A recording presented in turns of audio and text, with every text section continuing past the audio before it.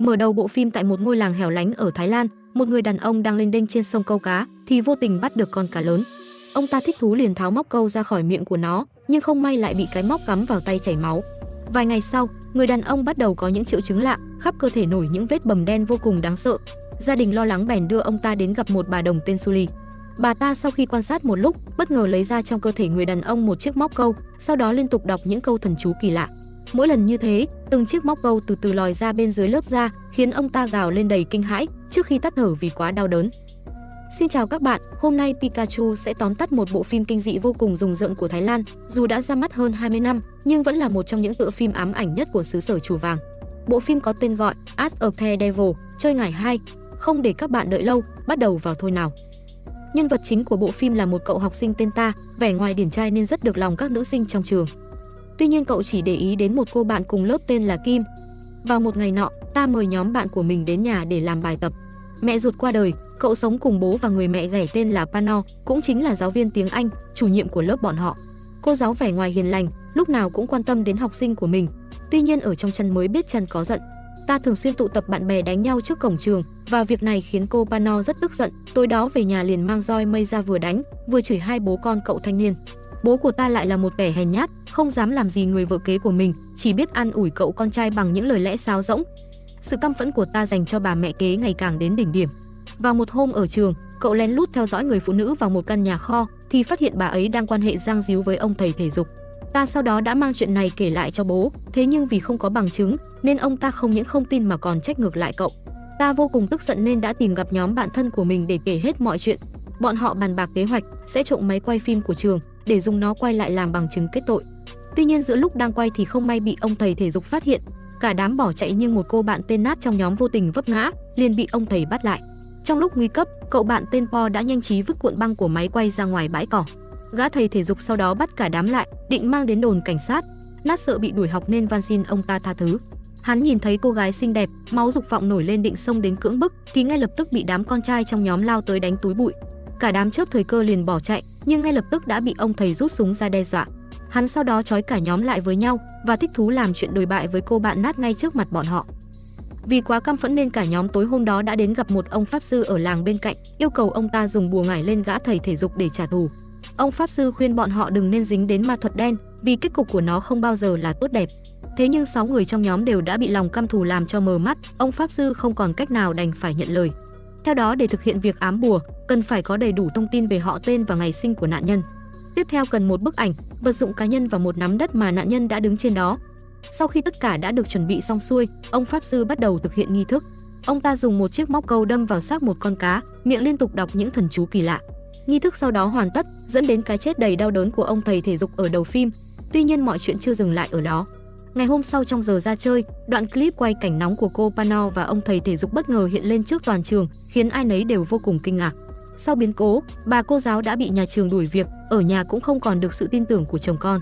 Lần cuối cùng đám học sinh nhìn thấy cô Pano là khi bà ta đang ngồi một mình trong phòng giáo viên, tay dùng búa tự đâm liên tiếp vào chân của mình, miệng lẩm bẩm một thứ bùa chú đáng sợ nào đó.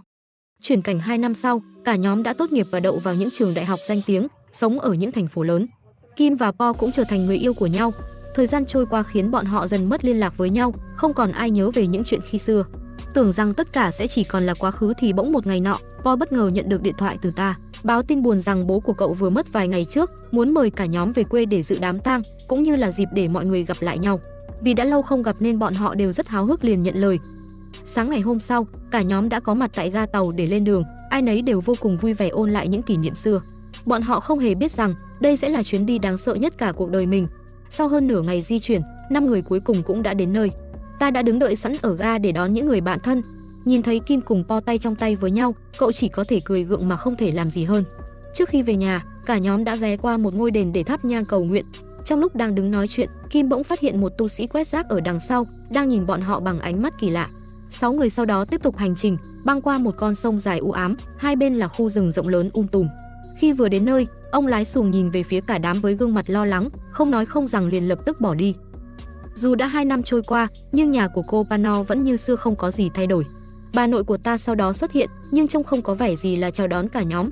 Ta bảo rằng bà của cậu bị bệnh và chỉ ở một mình trong gian nhà riêng vì không muốn bị làm phiền.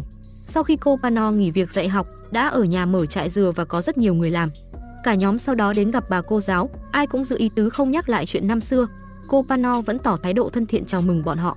Trong lúc đang nói chuyện, cô bạn Nat bỗng nhận được điện thoại từ nhóm bạn đại học ở thành phố, rủ cô gái về gấp để tối đi quẩy.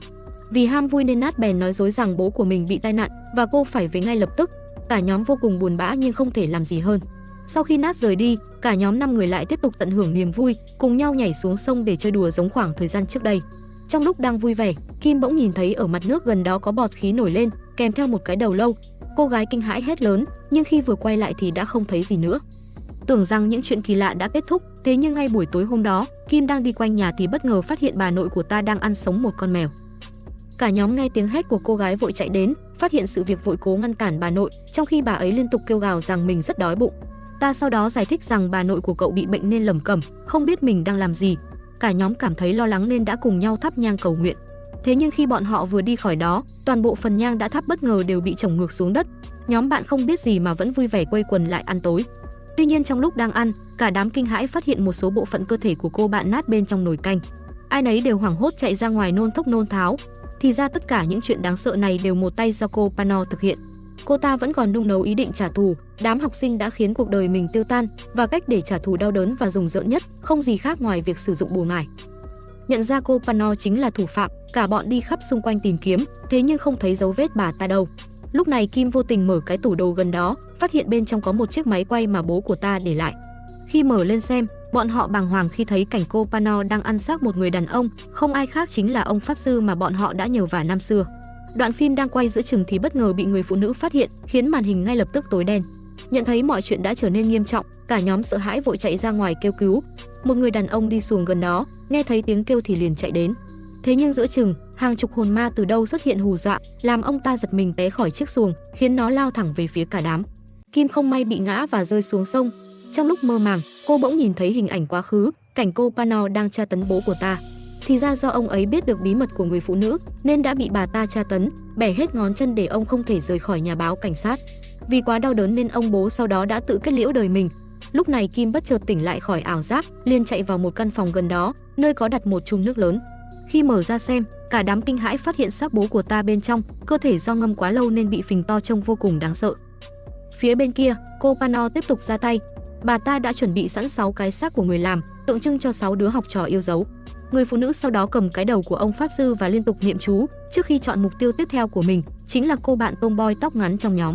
Ngay lập tức cô gái bỗng cảm thấy đầu óc mơ màng, nhìn xung quanh thì kinh hãi phát hiện hàng chục hồn ma đang đu bám trên trần nhà. Vì quá hoảng sợ nên cả nhóm bèn chạy vào phòng thờ để đọc kinh niệm Phật. Thế nhưng mọi chuyện chưa dừng lại ở đó. Đang đọc kinh thì cô gái tóc ngắn bỗng dưng cười lớn, liên tục buông những lời chửi rủa đám bạn như đang bị ai điều khiển.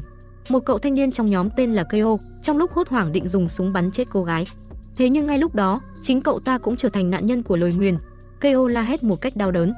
Trên lưng cậu ta, từng con thạch sùng bất ngờ khoét lỗ chui ra, khiến cả đám hoảng loạn chỉ biết la hét. Sau một lúc, đàn thạch sùng đã khoét đầy trên lưng của Keo, khiến cậu thanh niên chết trong đau đớn. Cả nhóm giờ đây chỉ còn lại 4 người. Po không muốn trở thành nạn nhân tiếp theo, nên quyết định sẽ cùng ta đi vào rừng để tìm bà cô giáo, nhằm ngăn chặn việc bà ta đang làm. Sau khi cả hai vừa rời đi, Kim cùng cô bạn tóc ngắn đang ngồi trước nhà, bất ngờ cô gái lại nhìn thấy ảo giác về những hồn ma quỷ dị ngay trước mặt, khiến cô ấy sợ hãi liền bỏ chạy một mạch vào rừng. Kim thấy vậy cũng vội đuổi theo, cố gắng gọi tên bạn mình để giúp cô gái trấn tĩnh.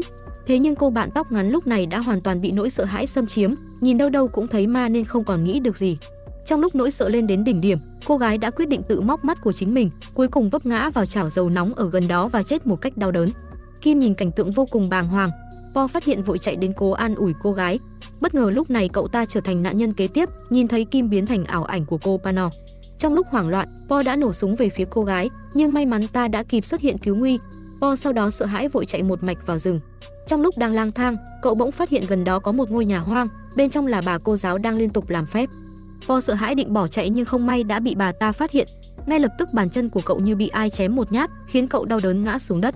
Lúc này cô Pano xuất hiện, cầm cây kiềm bẻ từng chiếc răng của cậu thanh niên và yêu cầu cậu ta thừa nhận hết những việc làm xấu xa của mình. Sự thật dần hé lộ, thì ra khi còn ngồi trên ghế nhà trường, Po đã có tình cảm với cô Pano và thường xuyên nhìn lén bà ấy. Vì muốn cô giáo mãi là của mình, cậu ta đã một mình đến gặp ông pháp sư, nhờ ông ta sử dụng bùa yêu để chiếm lấy trái tim cô giáo. Thế nhưng Po không biết rằng, gã thầy thể dục cũng đã tìm đến ông pháp sư để làm chuyện tương tự như cậu. Nhìn thấy cô Pano yêu một gã đàn ông khác trước mặt mình, khiến Po vô cùng ghen tức nên đã tìm cách hãm hại cô giáo. Cậu ta chính là người đã phát tán đoạn video của cô Pano khắp trường, sau đó còn dùng tà thuật để hành hạ cơ thể của cô giáo mỗi ngày. Vì không thể chịu nổi, cô Pano đã phải đến gặp bà Đồng Suli để nhờ giúp đỡ. Theo đó, cách duy nhất để phá giải lời nguyền bùa ngải chính là giết chết kẻ đã tạo ra nó. Pano sau đó đã ra tay giết chết ông pháp sư và ăn thịt ông ta để hấp thụ sức mạnh. Thế nhưng do không thể kiểm soát được sức mạnh quá lớn, khiến người phụ nữ cũng dần trở nên điên dại. Lúc này mọi chuyện đã được sáng tỏ, Po khóc lóc cầu xin cô Pano tha thứ. Thế nhưng khi vừa mở mắt ra, đứng trước mặt cậu lại chính là Kim và Ta. Bọn họ đã nghe hết mọi chuyện, cảm thấy căm phẫn trước những việc làm của cậu thanh niên, nên liền để mặc cậu ta mà bỏ đi. Po sau đó đã bị cô Pano bắt trói vào căn nhà giữa rừng. Bà ta đã chuẩn bị sẵn những dụng cụ tra tấn để bắt đứa học trò yêu quý của mình phải cảm nhận từng nỗi đau len lỏi khắp cơ thể. Po sau đó bị người phụ nữ cho uống nước sôi và thiêu sống từng lớp da thịt cho đến khi cả cơ thể cậu bị biến dạng không còn nhận ra. Trong lúc cô Pano đang tận hưởng cảm giác thỏa mãn thì xung quanh căn nhà giờ đây đã bị cảnh sát bao vây. Thì ra trước đó, người thân của cô bạn Nat vì không thấy cô gái quay về thành phố nên đã gọi điện báo cảnh sát. Bọn họ sau đó xông vào bên trong căn nhà, nhìn thấy cảnh tượng hãi hùng, trong khi cô Pano thì vẫn chưa chịu dừng tay, không còn cách nào phải bắn chết bà cô giáo điên loạn. Sáng hôm sau, Kim đã được đưa vào bệnh viện để chữa trị vết thương. Ta cũng túc trực bên giường để chăm sóc cô gái. Tưởng rằng mọi chuyện đã kết thúc, thế nhưng vừa lúc đó, trên TV bỗng phát tin tức về vụ án của cô Pano. Cảnh sát cho biết ngoài những cái xác được tìm thấy xung quanh căn nhà, thì họ còn tìm thấy một bộ hài cốt bị dìm dưới sông. Sau khi giám định pháp y, bộ hài cốt đó không ai khác chính là Ta. Thì ra ngay sau khi bố và bà nội bị bà mẹ kế giết chết, thì cậu thanh niên cũng phải chịu số phận tương tự. Tuy nhiên Ta từ lâu đã có tình cảm với Kim, không muốn để cô gái bên cạnh người khác nên vẫn chưa thể siêu thoát. Kim khi biết được sự thật, gương mặt bàng hoàng đến nỗi không thể cử động. Cuối phim, Kim bất ngờ rơi từ tầng cao bệnh viện xuống mặt đất, chết ngay tại chỗ. Hồn ma của Ta xuất hiện kế bên xác cô gái, bảo rằng từ bây giờ chúng ta đã có thể ở bên nhau. Sự thật sau đó dần hé lộ rằng trước đây Kim mới chính là người để ý đến Ta. Vì muốn chiếm lấy trái tim cậu ấy nên cô cũng đã tìm đến bùa ngải. Sau tất cả, không ai có thể thoát khỏi lời nguyền đáng sợ của nó. Một khi đã dính vào, chắc chắn sẽ không có kết cục tốt đẹp. Bộ phim đến đây cũng đã hết. Bạn có suy nghĩ gì sau khi xem? Hãy để lại bình luận bên dưới. Đừng quên bấm like, đăng ký kênh để đón chờ những bộ phim hấp dẫn sắp tới. Xin cảm ơn và chào tạm biệt.